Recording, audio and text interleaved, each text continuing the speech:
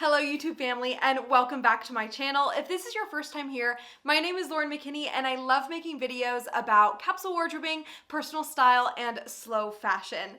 In today's video, I'm going to be specifically talking about the proportions that I like to use when I dress myself. So this is specific to my body type. I have a pear-shaped body type, but I do think that these kinds of methods can work for most people, particularly if you're in that group of people who is always finding ways to make their legs look longer than they are, which is definitely the group of people that I find myself in. So in today's video, we're going to be talking about the rule of thirds and how I accomplish that in my wardrobe. So if that sounds interesting to you, something that you could learn from or would like to see examples of, definitely stick around. But before we get into the video, I want to ask you to please subscribe to my channel and give me a thumbs up if you would like to support. It would mean a whole lot. Of course, leave a comment down below if this kind of rule of thirds applies to you, if this is how you dress, or different ways that you might achieve it. So let's go ahead and get to talking about proportions and styling and how I personally like to use those things to get ready every single day. So if you've never heard of the rule of thirds before, I think that a lot of this actually applies to art and photography.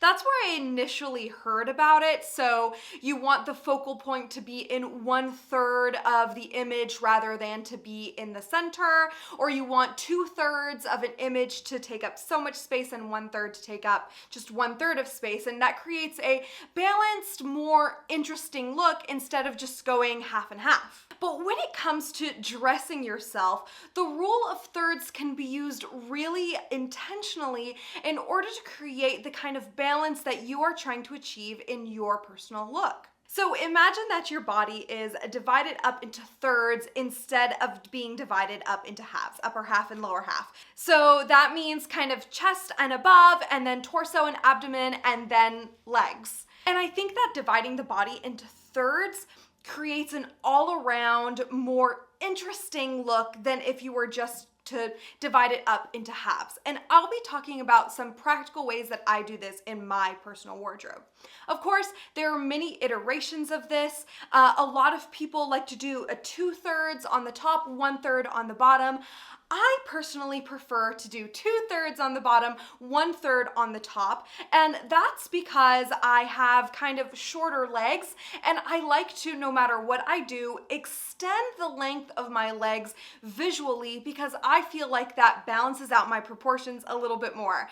That being said, do whatever feels comfortable to you and whatever feels best. There's not one way to dress according to your proportions. I think that we can get caught up in dressing for our body type and all things like that. At the end of the day, if you feel good and confident in what you're wearing in, you don't even have to worry about it. But this is kind of the method that I use personally to get dressed every day. So let's go ahead and talk about a couple of examples of the ways that I style 1/3 on the top, 2/3 on the bottom to really lengthen the line of my legs and create a balanced and interesting look. The first and most obvious way that you can do this is through tucking your shirt. So I tuck my shirt almost always. You can see I have this shirt tucked in right now.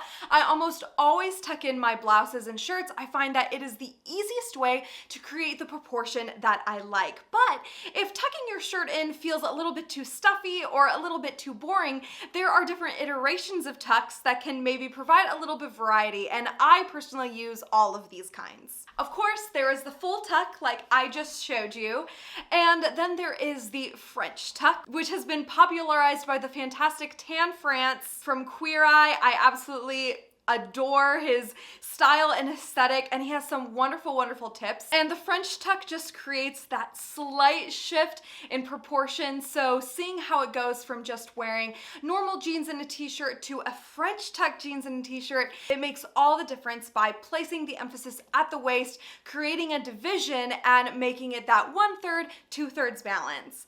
The next way that I like to do this, which might feel a little bit riskier or maybe a little bit trendier, is the half tuck. Now this is something I've been experimenting a lot with lately.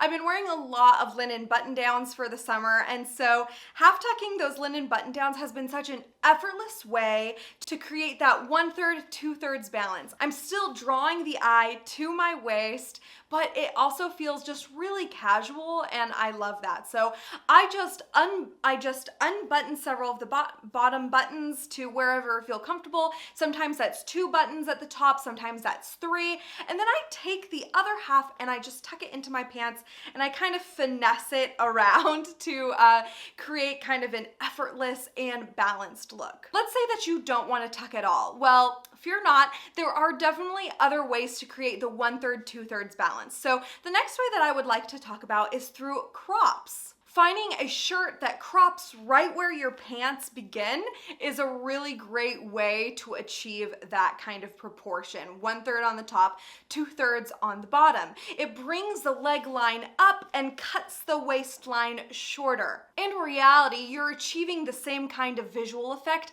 as you would if you were tucking the shirt in. Crop shirts are definitely an easy way to achieve this. You can go for a slightly longer crop if you want to just cover the top of the waistband of the pants, or you can go for a slightly shorter crop to show a little bit more skin and achieve a different kind of look. I find that crop tops are really fashionable and trendy nowadays, and so it's certain that you can find one that works for you. If not, you can always take a shirt to a tailor and have it cropped so that it suits your proportions best. Another way that I like to achieve this kind of 1/3, 2/3 proportion in a really casual way is simply by unbuttoning my shirt up to my waist. So this is, of course, this applies only if you're wearing a shirt that has buttons going down the front, but I really love the effortlessness of having the last several buttons of your shirt unbuttoned. So this is a great way to not only have kind of a peek of skin if that's something that you're comfortable with, but it's also a good way to place an emphasis on the waistline. So even though the shirt is going longer than the pants, the fact that it is unbuttoned helps to provide that visual marker that the waistband stops 2/3 from the bottom of my body and starts 1/3 from the top. I find that this is a lot of fun to do with tighter pants, so you're getting that kind of loose on the top, tight on the bottom vibe, but you're not achieving kind of a tunic over leggings look, which works for a lot of people, but I don't think personally works for me. So I love to style this with shorts, jeans, and even biker shorts or leggings. I think that this is a really great way to elevate maybe some athleisure wear and make it really comfortable, but still feel really chic and almost a little bit model off duty if that's an aesthetic that you're interested in. The next method is by tying, and I find that this is especially lovely in the warmer months, particularly in the summertime where it feels appropriate to show more skin. Tying your shirts up in a knot, whether they are a t-shirt or a button down, is a really great way to again create that 1/3 on the top, 2/3 on the bottom look. It feels youthful and playful and a lot of fun. You can do this over skirts, you can do it over dresses, but you can also do it with a pair of shorts or pants. This is a really versatile way. If you don't like the ends of the knot sticking out, then you can tie it and kind of twist it up underneath to create a more seamless and finished look. And the last way that I like to create this 1/3, 2/3 balance is by wearing things that kind of cinch in my waist. Now you can achieve this really beautifully with a peplum top, something that comes in at the waist, or a fitted shirt that you then tuck into your pants. But when I think of this, I think primarily of dresses. So even if the dress is a single color, the fullness of the skirt versus the top can create that kind of dimension where you're dividing the top into the top 1/3 and then the bottom into the bottom 2/3. This is especially true if you have a dress that cinches in at your natural waist. So for this dress in particular, which is kind of the cornerstone dress for my spring and summer capsule wardrobe, it has a very clear cinching in at the waist. And so you can see that the bodice is one part of the dress and the skirt is another part of the dress. It creates those proportions in a really easy and effortless way by just putting one piece on. All right, so those are all of the ways that I like to achieve the 1/3, 2/3 balance in my looks. This is the way that I like to dress nearly every day. I find that it makes me feel the most comfortable with what I'm wearing. I love the proportions that it makes, and I find that it highlights my body and my features really nicely. I hope that this was helpful to you and that you can use some of these examples that I have shown to maybe incorporate the 1/3 to 2/3 proportion into your wardrobe if that's something that you would like. If not, then I hope that you had a fun time anyways.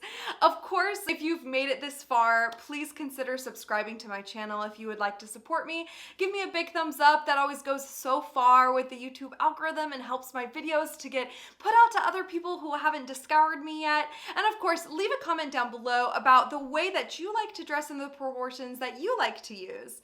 As always, it's such an honor to spend this time with you, and I can't wait to see you in the next video. Bye!